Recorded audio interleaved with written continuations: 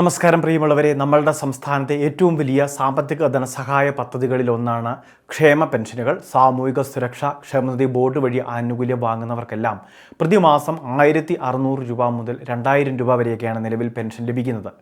Easter Vishu പ്രമാണിച്ച് April മാസത്തെ ക്ഷേമ പെൻഷൻ വിതരണം നേരത്തെ തന്നെ വിതരണം ചെയ്യുകയും ചെയ്തു. മാർച്ച് മാസം 30-31 തീയതികളോടെയായിരുന്നു ഏപ്രിൽ മാസത്തെ വിതരണം ആരംഭിച്ചിരുന്നത്. അതുകൊണ്ട് തന്നെ ഈ ആഴ്ചയിൽ, അതായത് സാധാരണഗതിയിൽ പെൻഷൻ വിതരണം ആരംഭിക്കേണ്ടത് ഈ 25-ാം തീയതി മുതലാണ്. അതുകൊണ്ട് തന്നെ മുൻകൂർ വിതരണം നടത്തിയതുകൊണ്ട് ഈ പ്രാവശ്യം അങ്ങനെ പെൻഷൻ വിതരണം ഉണ്ടായിരിക്കുന്നതല്ല. അതായത് ഏപ്രിൽ മാസത്തെ വിഹിതം ഇനി ഉണ്ടായിരിക്കുന്നതല്ല. ഇത് മുൻകൂറായിട്ട് സർക്കാർ നൽകുകയും ചെയ്തു. 4000 രൂപ വീതമായിരിക്കും നമ്മളുടെ അക്കൗണ്ടിൽ ആ സമയത്ത് ക്രെഡിറ്റ് ആയത്. മാർച്ച് മാസം 30-31 തീയതികളിലൊക്കെയാണ് അന്ന് പെൻഷൻ വിതരണം നടന്നത്. മെയ് മാസം പുതിയ സർക്കാർ അധികാരത്തിൽ വരുമ്പോൾ നിർണായക പ്രഖ്യാപനങ്ങൾ പെൻഷൻ വിതരണവുമായി ബന്ധപ്പെട്ട് നടക്കും. എല്ലാ മുന്നണികളും അവരുടെ പ്രകടന പത്രികയിൽ ഉറപ്പിച്ചു പറയുന്ന ഒരു കാര്യം പെൻഷൻ തുകയുടെ അടിസ്ഥാന നിരക്കിൽ നിന്നുള്ള വർധനവാണ്. അത് 3000-3500 രൂപയിലേക്ക് ഉയർത്തുമെന്നൊക്കെയാണ് എല്ലാ മുന്നണികളും അറിയിച്ചിട്ടുള്ളത്. അതുമാത്രമല്ല, തിരഞ്ഞെടുക്കപ്പെട്ട് കഴിഞ്ഞാൽ ആദ്യം തന്നെ നടപ്പിലാക്കുന്ന നിർണായക നീക്കങ്ങളിലൊന്ന് ക്ഷേമ പെൻഷൻ്റെ തുക വർധനമാണ് എന്ന് അറിയിച്ചതിലൂടെ തന്നെ സാധാരണക്കാർക്ക് ഏറ്റവും വലിയൊരു ആശ്വാസമായിട്ട് ഈ ജനക്ഷേമ പദ്ധതി മാറുകയാണ്.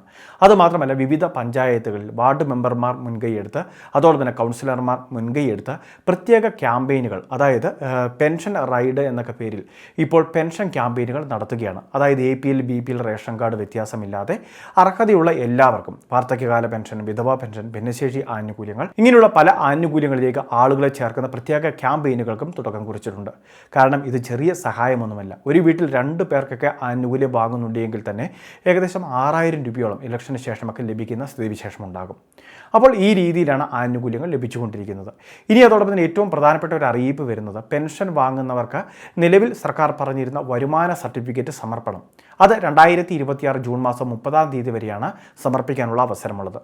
ഒരിക്കൽ പോലും ഇത് സമർപ്പിച്ചിട്ടില്ലാത്ത വ്യക്തികളാണ് വരുമാന സർട്ടിഫിക്കറ്റ് ഇപ്പോൾ സമർപ്പിക്കേണ്ടത്. അങ്ങനെയുള്ളവരുടെ എണ്ണം പോലും പക്ഷേ 2.5 ലക്ഷത്തിന് മുകളിലാണ്. 2,53,000 മുകളിൽ ആളുകൾ വരുമാന സർട്ടിഫിക്കറ്റ് ഒരിക്കൽ പോലും കൊടുത്തിട്ടില്ല എന്നാണ് സർക്കാർ അറിയിച്ചിട്ടുള്ളത്. അങ്ങനെ വരുമ്പോൾ നിലവിലിപ്പോൾ 63 ലക്ഷത്തിനടുത്ത് ഗുണഭോക്താക്കളുണ്ട്. ഇവരിൽ തന്നെ 2.5 ലക്ഷത്തോളം ആളുകളൊക്കെ കുറയുക എന്ന് പറഞ്ഞാൽ 60 ലക്ഷത്തിലേക്ക് വരും. അങ്ങനെ വരുമ്പോൾ 2.5 ലക്ഷം പേർക്ക് ആനുകൂല്യങ്ങൾ ലഭിക്കാതെ വരുന്ന സ്ഥിതി ഉണ്ടാകും. വരുമാന സർട്ടിഫിക്കറ്റ് ഏൽപ്പിക്കാത്തവർ, ഒരിക്കൽ പോലും ഇത് സമർപ്പിക്കാത്തവർ മാത്രം ഇപ്പോൾ ഇത് അപ്ലോഡ് ചെയ്താൽ മതി. അത് പ്രത്യേകം നിങ്ങൾ ശ്രദ്ധിക്കണം. സംസ്ഥാന വ്യാപകമായിട്ട് പെൻഷൻ വാങ്ങുന്ന എല്ലാവർക്കും വരുമാന സർട്ടിഫിക്കറ്റ് സമർപ്പിക്കാനുള്ള നിർദ്ദേശം നാളിതുവരെ വന്നിട്ടില്ല. അങ്ങനെ വന്നു കഴിഞ്ഞാൽ കൃത്യമായിട്ട് വീഡിയോയിലൂടെ ആ കാര്യങ്ങൾ അറിയിക്കാം.